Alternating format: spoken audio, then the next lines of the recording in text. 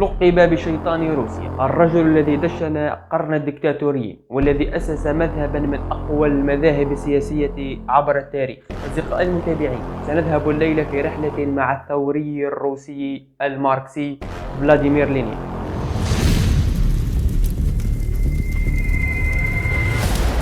رغم أن الدكتاتورية قديمة قدم التاريخ، إلا أنها شهدت منعرج آخر تماما نهاية الحرب العالمية الأولى مع ظهور الفاشية الشمولية السوفيتية، وبعد ذلك الصعود الكبير للنازية. وقد كان القرن العشرين شاهدا على فظاعة هذه الأنظمة من حروب وإبادة وأعمال همجية غيرت مجرى التاريخ وغيرت واقعنا الآن. ومن بين هذه الأنظمة أصدقائي سنغوص اليوم في النظام السوفيتي، أو بالأحرى سنغوص مع مؤسسه فلاديمير لينين. ولد فلاديمير إليتش أوليانوف المعروف بلينين، وقد اتخذ هذا اللقب أثناء نشاطه الحزبي السري في 22 من أبريل 1870 في مدينة سان بطرسك الروسية المعروفة الآن بأوليانوفسك. وقد كان لينين من أسرة ذات مستوى تعليمي وثقافي عال جدا، وقد تلقى لينين دروسه الأولى وهو في سن الخامس على يد معلم كان يأتيه إلى المنزل لتعليمه ولتحضيره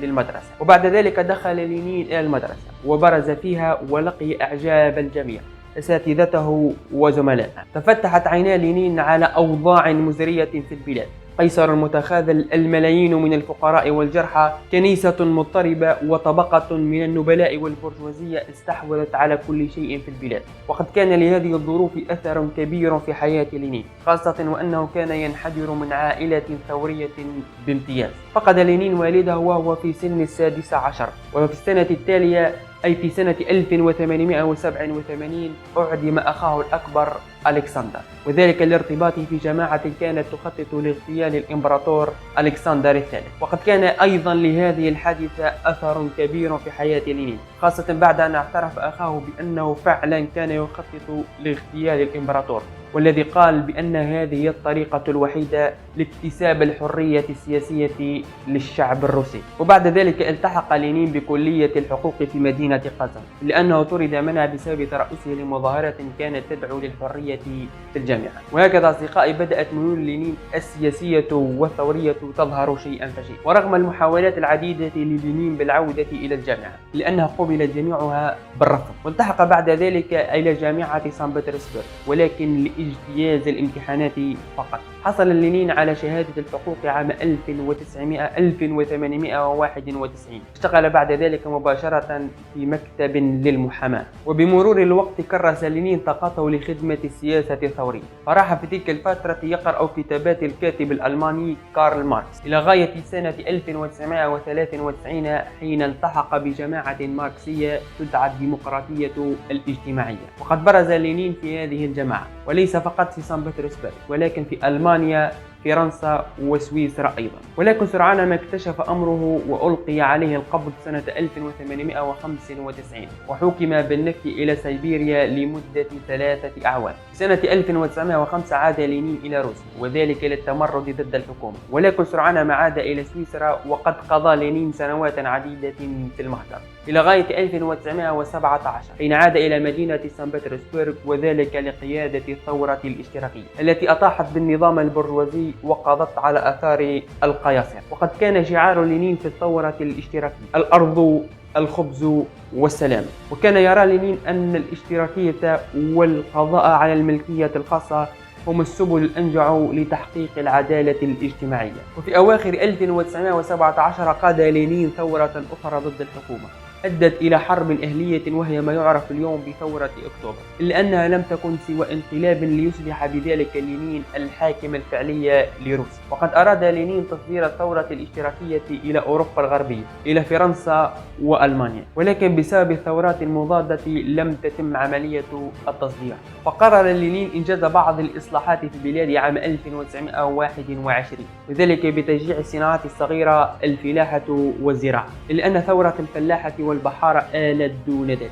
كما قام لينين أيضا إثر الثورة البولشفية بفتح معاهدة سايكس-بيكو بعد أن وجد نسخة من الاتفاقية السرية سايكس-بيكو في أرشيف القيصر، والتي تنص على احتلال روسيا القيصرية لإسطنبول. قد قام بنشرها لعل العالم يعلم لأجل ماذا قامت الحرب العالمية الأولى. كانت كل أفكار لينين حول الاشتراكية وتصدير أفكاره الثورية، وقد كانت مؤلفاته تدور في ذات الفلك. قد ناقش في كتابه الإمبراطورية أعلى مرحلة تطور في الرأسمالية عام 1916 مراحل تطور الرأسمالية وحتمية التحولات الثورية. أما كتابه الدولة والثورة عام 1917 فقد كرسه للدفاع عن مفهومه بشأن ديكتاتورية البروليتاريا والدولة الاشتراكية، كما لم يولي لينين أي اهتمام بالأديان والمعتقدات. قد صرح بأن لكل شخص حرية في معتقداته، شعائره وعباداته. وقد خص بذكر المسلمين الذين كانوا مضطهدين من القياصرة برسالة كتبها عام 1917 وقال فيها: أيها المسلمون بروسيا وسيبيريا وتركستان والقوقاز، أيها الذين هدم القياصرة مساجدهم وعبث الطغاة بعاداتهم ومعتقداتهم، اعلموا أن معتقداتكم وعاداتكم ومؤسساتكم القومية والثقافية أصبحت اليوم حرة مقدسة، تنظم حياتكم اليومية بكل حرية وبدون أي قيد، فهي حق لكم. واعلموا أن الثورة العظيمة وسوفيتات العمال والنواب والفلاحين تحمي حقوقكم وحقوق جميع الشعب وجميع حقوق شعوب روسيا. وقد أعاد لينين للمسلمين أثارهم المقدسة التي نهبها القياصرة. قد تم تسليم القرآن الكريم المعروف بقرآن عثمان في حفل مهيب إلى المجلس الإسلامي في بتروغراد من ذات العام. كما أعلن لينين أيضا أن يوم الجمعة هو يوم احتفال ديني للمسلمين ويوم إجازة رسمية لهم. رسخ لينين أيضا مفهوم الكورنيزاتسيا أو التمييز المضاد، وهو إعطاء الأولوية للسكان الأصليين للمناطق التابعة للاتحاد السوفيتي على حساب الروس في تقلد المناصب في الدولة وفي الأحزاب المحلية الشيوعية. كما قام أيضا بطرد الروس المستوطنين والمتحدثين باسمهم من الكنيسة الكاثوليكية الروسية. كما قام أيضا بترسيخ اللغات المحلية على حساب اللغة الروسية. تعرض لينين إلى محاولة اغتيال في 30 آب 1918 من قبل الثورية الروسية فانيا كابلان، والتي أصابته في كتفه ورئته، قائلة: اليوم أطلقت النار على لينين لأنه خان الثورة. ولكنه نجا من محاولة الاغتيال هذه ليصاب بعد مدة في مايو 1922 بجلطة بسبب آثار محاولة الاغتيال وبسبب هموم ترأس الدولة، وقد كانت هذه الجلطة سببا في شل نصفه الأيمن. كما تعرض لينين مرة أخرى إلى جلطة أفقدته الكلام والحركة إلى غاية 21 يناير 1924، حيث تعرض إلى جلطة أخرى أفقدته الحياة لتنتهي بذلك رحلة مؤسسي الشيوعية. وقد تم تحنيط جثة لينين ودفنها في الساحة الحمراء بروسيا. وهكذا أصدقائي قلب لينين العالم. كان المؤسس للنظام السياسي الأشرف للرأسمالية العالمية، وتبقى مقولته التي خلدها التاريخ شاهدة على فلسفة الاشتراكية والشيوعية، الكذبة التي يتم تناقلها كثيرا ستصبح فيما بعد حقيقة. وهنا أصدقائي المراد من الحكاية، فلننظر فقط حولنا كيف يسير العالم وخاصة وسائل الإعلام. اكذب واكذب واكذب، سيأتي يوم تصدق فيه كذبك. إلى اللقاء.